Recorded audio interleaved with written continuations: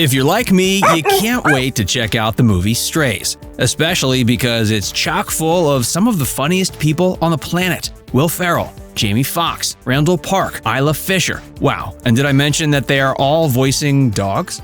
So I figured I'd take a closer look to find out what drew them to the movie and what they thought about the experience. Spoiler, they didn't find it rough. Okay, sorry for that, let's get into it.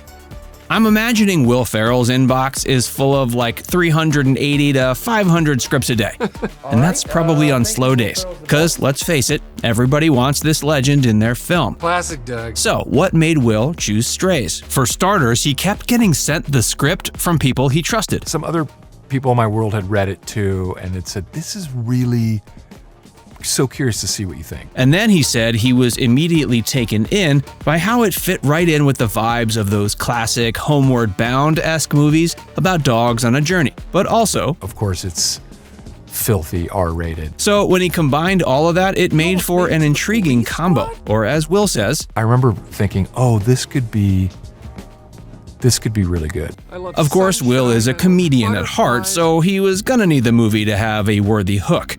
And he definitely got it. While you might assume that the goal for the dogs in the flick is to get back to their owners and live happily ever after, it's not exactly that. Because the setup is that Will's character has an owner who is basically the worst, the dog's goal is to make it back to him to then, well, exact some pretty uncomfortable revenge. And while Mr. Ferrell certainly has a keen eye for comedy, he also cops to being reliant on the opinions of some decidedly non-entertainment biz influences, namely his kids.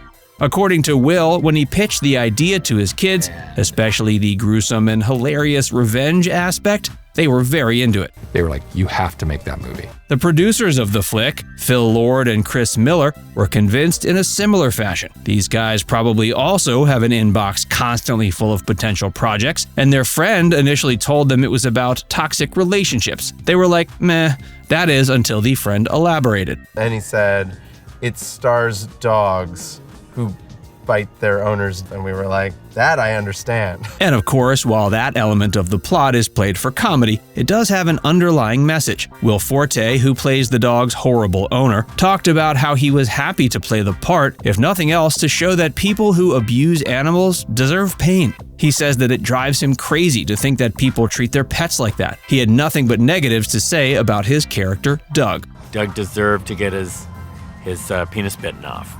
The movie might be raunchy, R-rated, and hilarious, but it also has a surprising amount of heart, and that's what drew pretty much all the stars to it. Will Forte said that despite the hilarity, the script really got to him. For what a dirty movie it is, I found myself tearing up in a couple places. Isla Fisher, who voices the dog Maggie, said she was drawn to the elements of camaraderie and togetherness. Them creating their own family. Even the director, Josh Greenbaum, originally assumed that the movie would be kind of a spoof of the classic Disney-style dog movies. And he said while that could be funny, he didn't think it was in line with what he wanted to work on. But he said he was pleasantly surprised by how much heart and depth the script had. He loved the fact that these weren't underwritten characters that were just a send-up of movie dogs. These were actually fully complex, fully developed characters, and so that, I think, is really what hooked me in. He even went so far as to say the script reminded him of some classic tearjerkers.